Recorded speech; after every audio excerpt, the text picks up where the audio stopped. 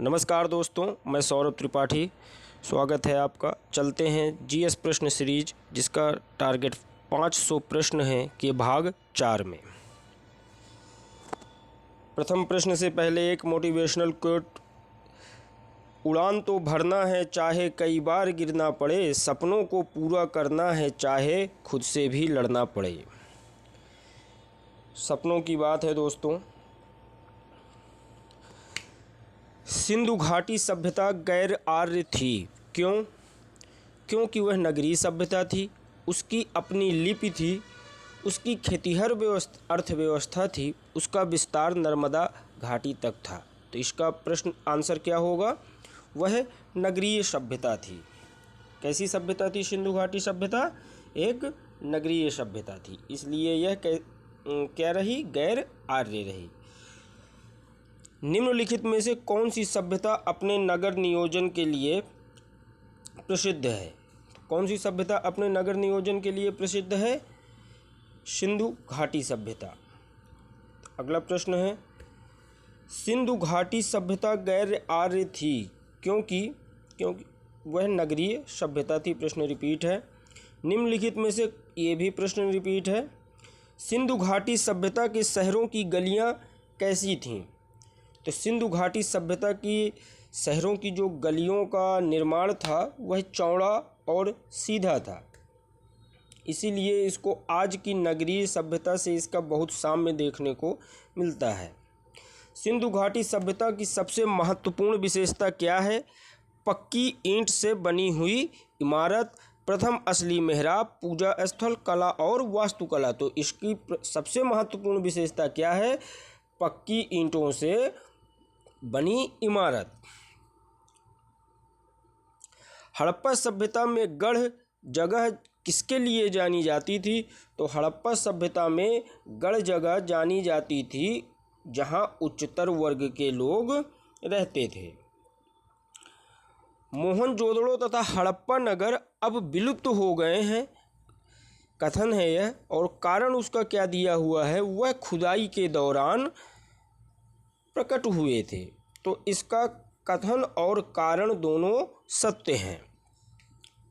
ये तो आपको पिछली क्लास में बता ही चुके हैं। मोहनजोदड़ो और हड़प्पा कहाँ पर स्थित हैं? पाकिस्तान। हड़प्पा रावी नदी के तट पर और सिंधु नदी के तट पर। कौन सा हड़प्पीय नगर 3 भागों में विभक्त था? तो वह हड़प्पीय नगर कौन सा था जो 3 भागों में विभक्त था? धौलावीरा। कमेंट करके आंसर दीजिएगा कि वह 3 भाग कौन कौन से थे। कल भी ये क्वेश्चन किया हुआ था, आज इम्पॉर्टेंट समझ के मैंने इसको पुनः अपनी प्रश्न सीरीज में रखा है। तो वह 3 भाग कौन कौन से थे एक बार पुनः बताता हूँ। धौलावीरा जो नगर था उसे आयताकार बनाया गया था और उसमें किला, मध्य नगर और निचले नगर 3 भागों में वह विभक्त था। निम्नलिखित में से कौन सा एक हड़प्पा सभ्यता से संबंधित नहीं है? कल यह प्रश्न छूट गया था। तो इसका आंसर क्या होगा? कुओं का निर्माण, स्तंभों का निर्माण, नालों का निर्माण, धनुष का निर्माण। तो कुओं के तो कई साक्ष्य भी मिले हैं। नालियों से संबंधित स्वतः बताया भी गया कि नालियों में जल का निकास कैसा होगा, नालियाँ किस प्रकार होंगी। तो और धनुष का निर्माण तो चूँकि उस समय तक कोई विशिष्ट और औजार वगैरह थे नहीं, तो जो अपना जीवन निर्वाह के लिए जो वहाँ के व्यक्ति खाना बदोश थे और अपने जीवन निर्वाह के लिए किस पर निर्भर थे? मांस पर, प्राकृतिक वनस्पतियों पर। तो उसके लिए धनुष का निर्माण तो अवश्य किया ही गया होगा। तो इसका आंसर क्या है? स्तंभों का निर्माण। इसका आंसर क्या होगा दोस्तों? स्तंभों का निर्माण। अब हड़प्पा सभ्यता के नगर नियोजन के संदर्भ में निम्नलिखित पर विचार कीजिए। प्रथम, हड़प्पाई नगर ग्रिड प्रणाली पर आधारित था। सेकंड, यहाँ की सड़कें एक दूसरे को समकोण पर काटती थीं। तो आंसर नंबर सी, 1 और 2 दोनों। ग्रिड नगर प्रणाली पर आधारित था। डिस्कशन में हमने इस पर चर्चा भी की है। और यहाँ की सड़कें एक दूसरे को समकोण पर काटती थी। ये इन सड़कों की महत्वपूर्ण विशेषताओं में से एक विशेषता है। कौन सी? कि ये सड़कें एक दूसरे को समकोण पर काटती थीं। निम्नलिखित पर विचार करें। सिंधु घाटी सभ्यता जानी जाती है अपने नगर नियोजन के लिए, सही है। मोहनजोदड़ो और हड़प्पा के लिए, तो ये भी सत्य है। हड़प्पा के लिए कैसी जानी जाती है? 1921 में दयाराम साहनी के नेतृत्व में प्रथम इसी स्थल पर पहला उत्खनन किया गया, इसलिए सिंधु सभ्यता को हड़प्पा सभ्यता भी कहते हैं। अपने कृषि संबंधी कार्य के लिए तो हाँ, प्रथम बार इन्होंने किसकी खेती की थी? कपास की खेती की थी। और अपने उद्योगों के लिए तो यह किसके लिए जानी जाती है? इन चारों के लिए, सभी के लिए। Answer number D. निम्नलिखित पर विचार करें और सही उत्तर का चयन करें। सिंधु घाटी सभ्यता जानी जाती है, ये क्वेश्चन रिपीट है। हड़प्पा सभ्यता के नगरीय प्रमाण मोहनजोदड़ो से स्पष्ट रूप से मिलते हैं, यह कथन है। कारण इसका क्या है? क्षैतिज उत्खनन केवल मोहनजोदड़ो का ही हुआ है, तो इसका आंसर बी। ए तथा आर दोनों सत्य हैं, परंतु आर ए की व्याख्या नहीं करता।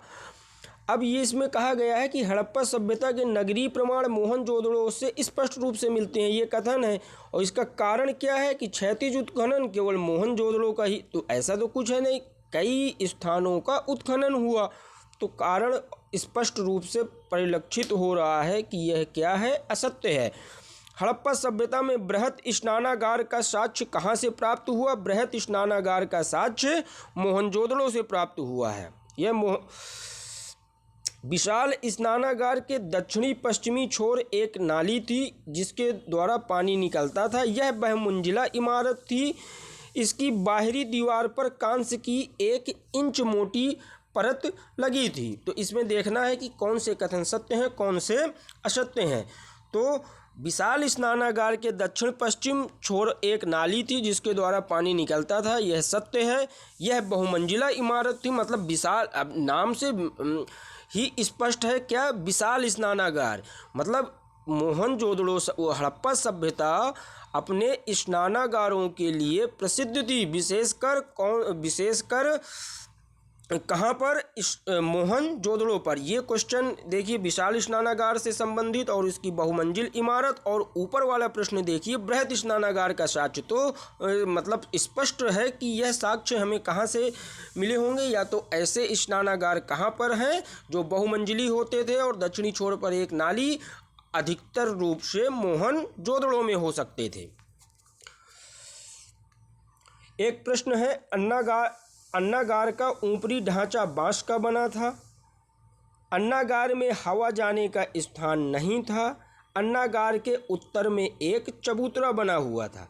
उपरोक्त में से सत्य बताइए। तो आंसर नंबर सी, अन्नागार। अच्छा, स्नानागार और अन्नागार दोनों हड़प्पा सभ्यता की महत्वपूर्ण स्थलाकृतियां हैं या स्थापत्य हैं, या उनका क्या है? विन्यास है, कि नगर विन्यास का एक अहम अंग है। कौन? अन्नागार और स्नानागार।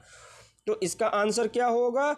अन्नागार किस प्रकार के थे? ऊपरी ढांचा बांस का बना होता था और उत्तर में एक चबूतरा बना होता था। किसके उत्तर में? अन्नागार के उत्तर में। तो इसका आंसर क्या होगा? 1 और 3। अन्नागार राजकीय भंडारा। मैंने कोशिश की है कि एक जो उस पर प्रश्न है उसी से रिलेटेड अगला प्रश्न भी हो, यानी अभी ऊपर आपने देखा कि मोहनजोदड़ो का बृहत स्नानागार कहाँ प्राप्त हुआ? मोहनजोदड़ो में, और उसी स्नानागार से संबंधित एक क्वेश्चन डाला मैंने, और फिर अन्नागार का, और इसी अन्नागार से संबंधित दूसरा क्वेश्चन। ठीक है, तो अन्नागार का ऊपरी ढांचा बांस का और उत्तर में एक चबूतरा, और इस पे क्या बताया? अन्नागार राजकीय भंडारगार था, कथन है।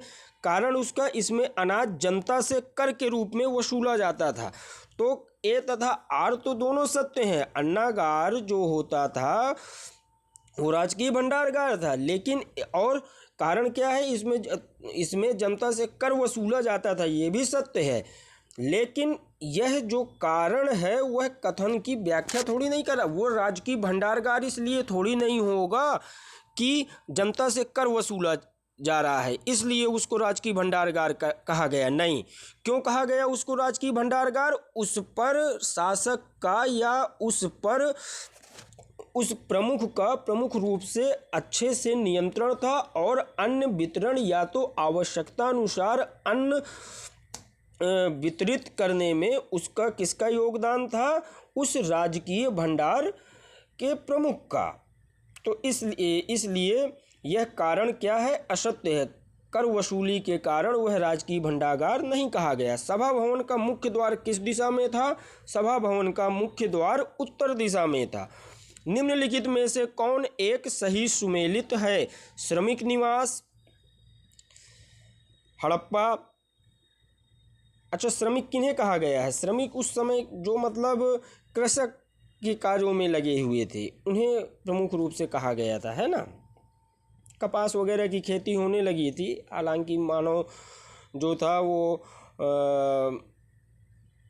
प्रमुख रूप से किस पर निर्भर था? प्रमुख रूप से निर्भर था अन्य उद्योगों में, कार्यों में, लेकिन कृषि कार्य भी थोड़ा बहुत होने लगे था। कपास की प्रथम उत्पादन का साक्ष्य भी मिला, मतलब ये पता चला कि इन्होंने प्रथम कपास की खेती की। तो श्रमिक निवास हड़प्पा सत्य है। अन्नागार मोहनजोदड़ो, ये भी सत्य है। अब देखिए यहाँ पर अन्नागार कहाँ? मोहनजोदड़ो। ऊपर अन्नागार के विषय में क्या क्या बताया गया? बांस का बना और उत्तर में एक चबूतरा, और अन्नागार प्रमुख राजकीय भवन होता था और जनता से कर के रूप में अनाज वसूला जाता था, है ना। और यहाँ पर अन्नागार के विषय में क्या बताया गया? मोहनजोदड़ो से संबंधित है। ठीक है। अब सभा भवन कालीबंगा, तांबे की कुल्हाड़ी रोपड़। तो सभा भवन कालीबंगा से संबंधित नहीं था। अच्छा, कालीबंगा को और क्या कहा जाता है? कमेंट करके आंसर दीजिएगा, मैंने पिछली क्लास में बताया भी है। तांबे की कुल्हाड़ी रोपड़, तो इसका गलत है, तो इसमें कौन सा सुमेलित नहीं है? सभा भवन कालीबंगा से संबंधित नहीं था। सैंधव सभ्यता के समाज का स्वरूप कैसा था? सैंधव सभ्यता का समाज मात्र सत्तात्मक था। पितृसत्तात्मक कौन सा समाज था? वैदिक सभ्यता। वैदिक सभ्यता के अभी मैं प्रश्न कराऊंगा, मे भी पॉसिबल आज ही कराऊं। हड़प्पा के लोगों की सामाजिक पद्धति कैसी थी? हड़प्पा के लोगों की उचित समतावादी सामाजिक पद्धति थी। कैसी पद्धति थी? उचित समतावादी। बेहद इंपॉर्टेंट भैया, इस पे एकदम से टिक्का मारो। कैसा प्रश्न? बेहद इंपॉर्टेंट। निम्नलिखित में से किस स्थल से युगल समाधान द्विशव संस्कार का प्रमाण मिला है? तो किस स्थल से मिला है? युगल समाधान द्विशव संस्कार प्रणाली किससे मिला है? बेहद इंपॉर्टेंट प्रश्न है भैया ये। कौन सा नंबर से मिला है? लोथल से। किस पशु के अवशेष सिंधु घाटी सभ्यता में प्राप्त नहीं हुए हैं? तो किस पशु के अवशेष सिंधु घाटी सभ्यता में नहीं प्राप्त हुए हैं? शेर। किस पशु के अवशेष सिंधु घाटी सभ्यता में नहीं प्राप्त हुए हैं? शेर। यानी किनके अवशेष सिंधु घाटी, बेहद इंपॉर्टेंट क्वेश्चन। कई प्रकार के पशुओं को लेकर वह ऑप्शन बनाता है। जरूरी नहीं है कि ये क्वेश्चन ही इम्पॉर्टेंट हो सकता है कि यह उस परीक्षा विशेष में आ जाए, लेकिन पशुओं से संबंधित साक्ष्य किस स्थल से प्राप्त हुए, यह स्ट्रेटजी एग्जाम के पॉइंट ऑफ दृष्टि से प्रश्न निर्माण के लिए अत्यंत महत्वपूर्ण है। कौन सी? पशुओं से संबंधित साक्ष्य कहाँ प्राप्त हुए? तो इसमें क्या दिया हुआ है? सिंधु घाटी सभ्यता में किस के अवशेष नहीं प्राप्त हुए? तो इसका आंसर क्या होगा? ए। सिंधु सभ्यता का समाज 4 वर्गों में विभाजित था। जादूगर विद्वान वर्ग इसमें शामिल था। सिंधु सभ्यता में दास प्रथा का प्रचलन था। अब बताइए इसमें से कौन सा सत्य है और कौन सा असत्य नहीं है? तो 4 वर्गों में तो विभाजित था।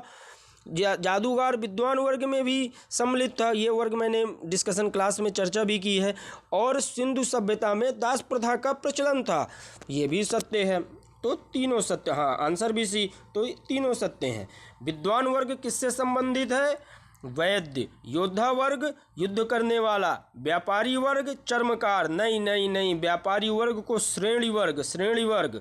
और श्रमिक वर्ग कृषक, सत्य है। तो इसका आंसर कौन सा हुआ? C number. पाणी वर्ग भी शायद कहते हैं व्यापारी वर्ग को, देख लीजिएगा। सिंधु घाटी की सभ्यता के लोगों का मुख्य व्यवसाय क्या था? तो इनका मुख्य व्यवसाय कृषि थी। क्या था इनका मुख्य व्यवसाय? कृषि। निम्नलिखित में से कौन सा एक हड़प्पा का नगर बंदरगाह है? कौन सा हड़प्पा का एक नगर बंदरगाह है? लोथल। किस पे किनारे? भोगवा नदी के तट पर। भोगवा नदी के तट पर। अब ये सिकदरिया कहाँ है? बिहार का एक स्थल है। महास्थानागढ़ क्या है? तो यह महास्थानागढ़ बांग्लादेश का अत्यंत पुराना पुरातात्विक स्थल है। क्या है? बांग्लादेश का अत्यंत पुराना पुरातात्विक स्थल है। और ये पुंड्रवर्धन वंश से संबंधित था। किससे संबंधित था? पुंड्रवर्धन वंश से। कौन सा? महास्थानागढ़ नागपट्टनम तमिलनाडु में है। और वर्तमान समय यह चोलकालीन से संबंधित था। किससे संबंधित था? चोलकाल से। और वर्तमान समय पर यहाँ क्या है? उद्योग और जैसे इस्पात निर्माण, जहाज निर्माण, इनसे संबंधित कारखाने भी यहाँ पर पाए जाते हैं। भारत में चांदी की उपलब्धता के प्राचीनतम साक्ष्य हड़प्पा संस्कृति से। कहाँ से? हड़प्पा संस्कृति से। हड़प्पावासी किस वस्तु के उत्पादन में प्रथम थे? हड़प्पावासी के अरे इसका ऑप्शन नहीं है पूरा, चलिए थोड़ा इसको देखते हैं बाद में। 81 भारत में चांदी की उपलब्धता के प्राचीनतम साक्ष्य हड़प्पा संस्कृति से। इसमें भी नहीं है, अच्छा ये डी नंबर। हाँ, हड़प्पावासी किस वस्तु के उत्पादन में प्रथम थे? तो हड़प्पावासी कपास के उत्पादन में प्रथम थे। हड़प्पा कालीन स्थलों में अभी तक किस धातु की प्राप्ति नहीं हुई है? तो तांबा, स्वर्ण और चांदी की प्राप्ति हुई है, लेकिन लोहा की प्राप्ति नहीं हुई है। अब जो मैं नागपट्टिनम वो ऑप्शन था उससे संबंधित कुछ जानकारी दे रहा हूँ, तो थोड़ा ध्यान से सुनिएगा, अत्यंत इम्पॉर्टेंट है। इसका एक पॉइंट, कौन सा पॉइंट? कि यह अच्छा ये नागपट्टिनम बंदरगाह था, किस काल का था? मतलब वो ऐतिहासिक हिस्ट्री का एक भाग है, तो प्राचीन इतिहास का एक भाग है। और ये प्राचीन बंदरगाह पहले पुर्तगाली और बाद में डच उपनिवेश बना। यह प्राचीन बंदरगाह पहले किसका? पुर्तगाल का, और बाद में किसका? डच का उपनिवेश बना। इसके 400 किलोमीटर उत्तर में मद्रास, इसके 400 किलोमीटर उत्तर में मद्रास के विकास के साथ ही इसका महत्व कम हो गया। और नागपट्टिनम के उद्योग में जहाज, मरम्मत, मछली पकड़ना, इस्पात कर्म और धातु के सामान का निर्माण शामिल है। ये वर्तमान समय का बता रहा है। महास्थानगढ़ के बारे में वैसे मैंने आपको बता ही दिया है कि यह बांग्लादेश का अत्यंत पुराना पुरातात्विक स्थल है। बोगरा जिले के शिवगंज उपजिला में महास्थान गांव में इस प्राचीन नगर इसे पुंड्र नगर के ध्वंसावशेष मिले, मतलब पुंड्र नगर से संबंधित था। इस नगर को पुंड्रवर्धनपुर भी कहते हैं और यह पुंड्रवर्धन के राज्य में था। ठीक है, पुंड्रवर्धन की प्राचीन राजधानी थी महास्थानगढ़। क्या थी? महास्थानगढ़ पुंड्रवर्धन की प्राचीन राजधानी थी। उत्तर में बोगरा, रंगपुर राजमार्ग, ये सब इस पे दिया है। ठीक है। जब तक किसी की नौगांव जिले के पहाड़पुर में सोमपुरा, महाविहार और अन्य स्थानों पर जाने का विस्तृत अध्ययन में संलग्न होने की योजना नहीं है। चलिए, ये कोई इंपॉर्टेंट नहीं है। इसका इंपॉर्टेंट भाग क्या है कि पुंड्रवर्धन की प्राचीन राजधानी महास्थानगढ़। ओके, धन्यवाद दोस्तों। If you like video then share and subscribe.